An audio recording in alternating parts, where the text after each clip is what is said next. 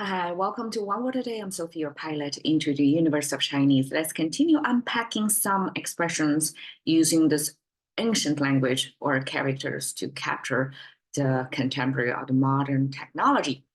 And we've been talking a lot about computing. And today we continue that streak because, hey, 2023 is an AI year, right? And so everything is about machine learning, about that. So today's 深度学习 is Chinese way to translate. Okay, 学习 we already know, that's learning. And yesterday is about machine learning. And today is about the deep learning. So deep learning is a type of machine learning. And Chinese simply switch out machine with deep. So it's kind of corresponding to its English arrangement. So deep learning, we have the deep in here, right? But we have to use two characters to describe deep. So English, we just deep, but Chinese make it specified. We add 度学习. I guess that's also part of the Chinese way to make something formal because we want to make even number of things. So two characters paired together to lock down the meaning of there is nothing, like no ambiguity about it. 深度 simply means the deeper degree, deep degree, and two characters to make sure we're measuring on the dimension or the gradation of the depth. And 学习, again, as learn and relearn, Chinese use two characters. So I guess eventually 升学, I mean, that doesn't sound right. Nobody used that. Maybe in a very small enclave of machine learning practitioners, they may start to use abbreviations, but to the general public, we still know deep learning as 深度学习. All right, so 深, we have the three-finger hand symbol there. And this character morphed into the fire symbol. So this is the fire symbol. So they are attached together. Three-finger hand symbol is a common Chinese hand icon incorporation. Sometimes we have double hands, sometimes we have 5 hands in there. But three-finger hand symbol, especially right hand, is commonly used for, I guess, culturally or genetically, Chinese are mostly right-handed. So it's most often, if we see a one hand in a frame, most likely it's right hand in there.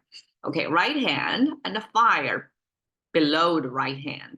The fire symbol is made of this, I guess because it's 2D space. So the fire is a 3D thing, and it's a keep turning its shape thing. So Chinese capture that moment of fire burning, almost like a bonfire. So in a cone shape, right? So that's that.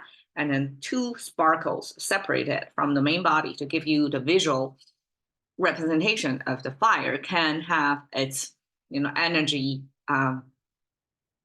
detached from the main body. So that happens, and that's how Chinese capture it.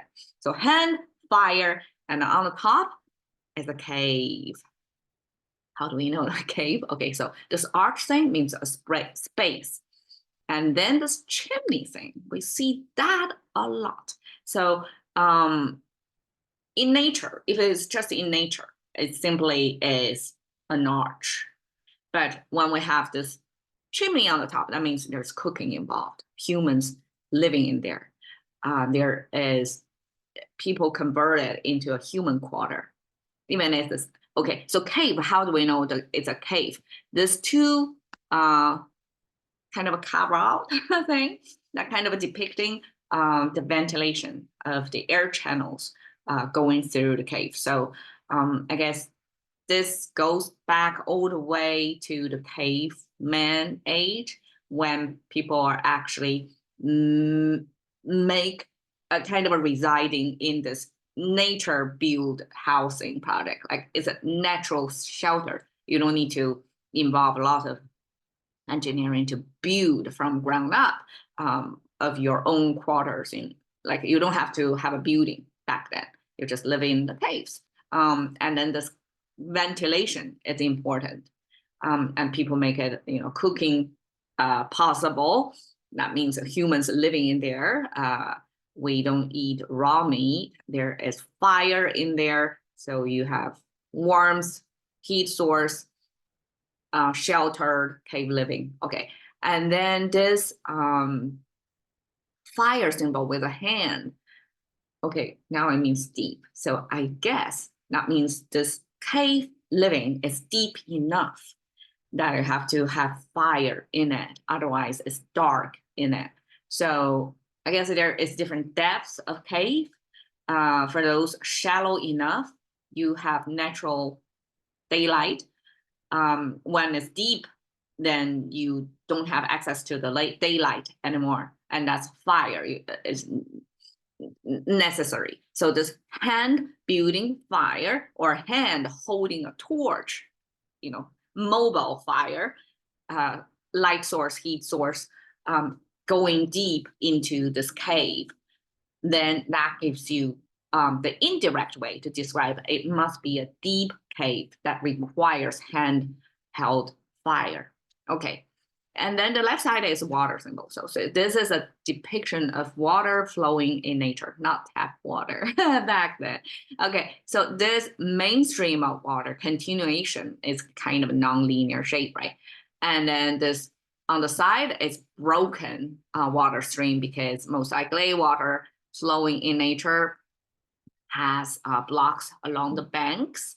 So the deepest, the middle part is uninterrupted. On the side is interrupted. So that depicts the natural flow of water in nature.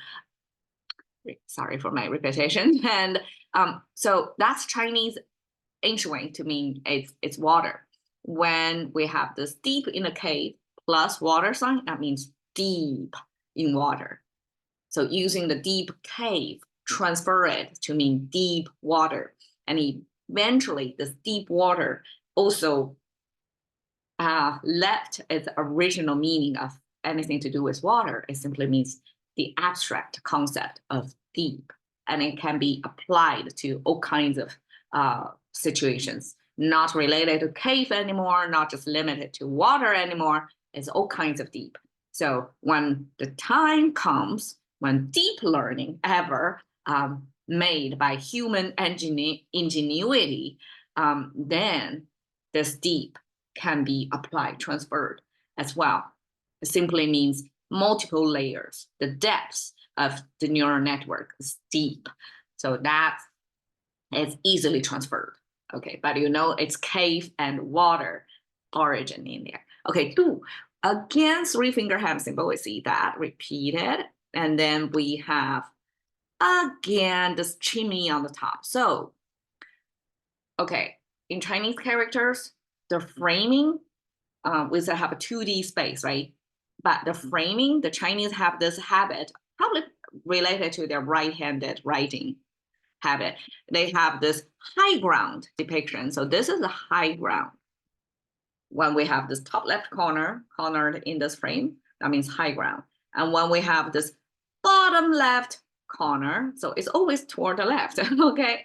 I don't seldom see it's on the right side, but bottom left, that means low ground. So high ground, low ground. So in this case, it's high ground with a chimney. So that means, again, human quarters. And it's not a full dome like this. This is an enclosure. So this is like a half opening space, but with a chimney on top, okay? And here is number 20, sorry. We have 10 looking like this. So 20, simply 2 of them, right? 2 of them. And then eventually to make it into one unit, somebody connect the bottom of it and connect the top of it. That means 20. 2 10s in there connected. And 10 comes from this ancient roping. And roping simply look like that, right? And then because roping tie a knot on there to mean number 10, it's hard to see that knot. So somebody have to add a horizontal line intersect with that to mean there is a number 10 knot in there. And by knotting on the rope, that automatically means number 10. That's a record keeping. We don't We don't keep single digit numbers over there. Only when it advances into tens, and then we tie the knot. So the minimal knot tying is 10. So that's when we see that sign, it's number 10. So 20, and you have a hand, and you have this half opening shelter in there. Together, it actually means degree. Why? Because when we have a hand symbol in there, that means you have to do things, you have to hand something. And I mean, normally there is one horizontal line added there to mean you have to take measures, like you have to take a measured action. It's not a, okay, it's kind of like a cooking. You have to have the right amount ingredients in there to make it taste good, right? So something like that, when we are handling something, we have to take good measures. It's not, yeah, you have to follow some certain type of ratio or proportion to make things right. And this degree comes from this hand symbol. That's when you're handling something. And this 20 gives you the sense of quantification. And this half dome human shelter thing is, we can interpret it as an open door cooking environment. So it's again somebody cooking and involves with large amounts. So 20 ancient concept is already large amount. It's adding your 10 fingers and 10 toes together to make, like, max out all the digits available on human body. That's a large measurement. So 20 involves with this quantification. And another view of 20 sign also like see this as if it's a cookware, right? It does look kind of like a, camping cookware somewhere, propped somewhere, open fire place. And we emit like the fire symbol originally has a fire symbol over here, but then because it's overcrowded, so sometimes we scrape things like that, and we just left it. So in this half opening human shelter with either 20 or cookware in there, it means kitchen or cooking quarter, ancient times. And then the hand means you're handling, you're managing this. And then just like we learn, which character? Oh, calculate or computing. It involves cooking, involves food preparation. And in ancient times, it's quite a calculation. You want to make sure you have just right amount of food to feed just your household. And this then involves this, I guess, degree came from this quantification. Either it's a 20 or cookware, it doesn't matter now when we, in the end, get this contemporary use of du. That means degree, like it means you have to quantify things and go to the right amount. So again, it traces back to this cooking practice. You have to make the right amount. So 深度 together means the gradation of depths. And we make du means quantification, right? So we use du to show you there is actually this quantification of degree of depth. So that's Chinese 深度 deep. Again, 学习 we talked about in last episode. This is about cross-generational information transfer. So cross-generation expressed by two hand symbol on the top. That means the teacher. And then here is a child, big-headed, arm raising up, image of a toddler. And you have this secure, fully enclosure space with the crosses. Either we look at it as network of knowledge, or we look at it as the temple, the intricate roofing structure, ancient architecture. That's like one of the best buildings in the community because education was so valued traditionally in Chinese culture that the whole community will pool resources to build.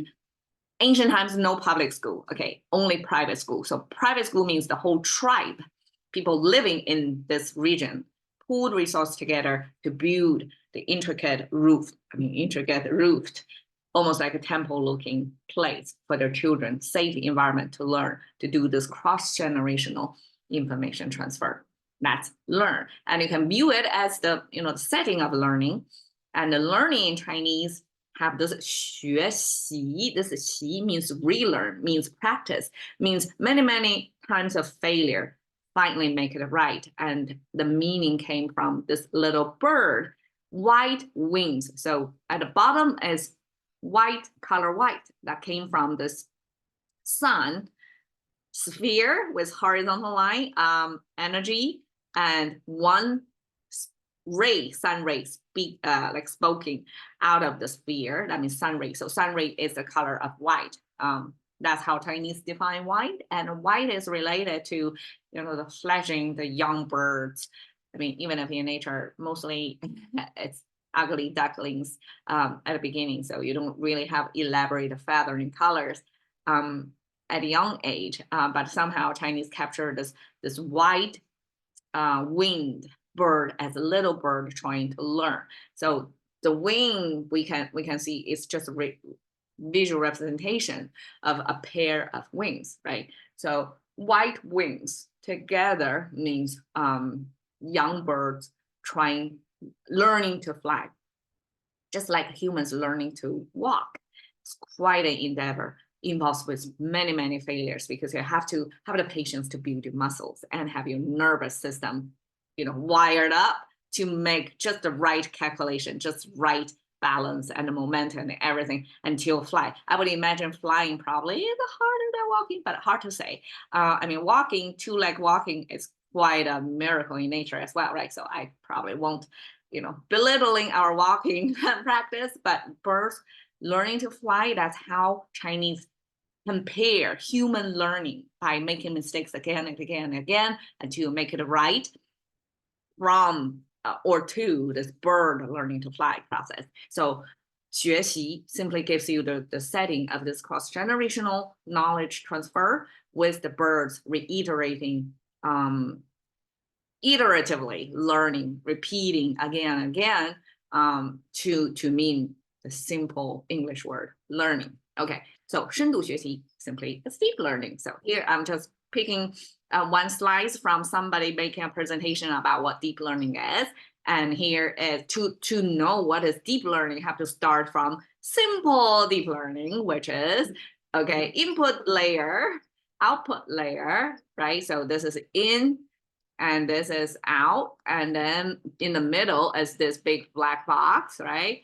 And this is all the tricks, the alchemy of machine learning. It's within this box, all kinds of architectures in there, right? The width, the depths makes difference, right? So at the beginning of deep learning, I guess people explore all kinds of combinations, like how many neurons you make per layer and how many layers you want to make. So deep learning simply means the depths from like within the hidden layers, like the depths from here. Interesting, we talk about depths, not width, but I guess width matters as well, right? Depends on what problem we're tackling. So this deep learning involves this in this black box of machine, computer neural network, then how many layers there is. I mean, this is a shallow learning, not deep learning, only 2 layers. It's pretty shallow, but still effective. But deep learning, like today's new hot thing, the ChatGPT, probably is many layers of that, and that's the deep learning we're talking about. All right, so 深度学习, here you go. Thank you for your time. See you another time.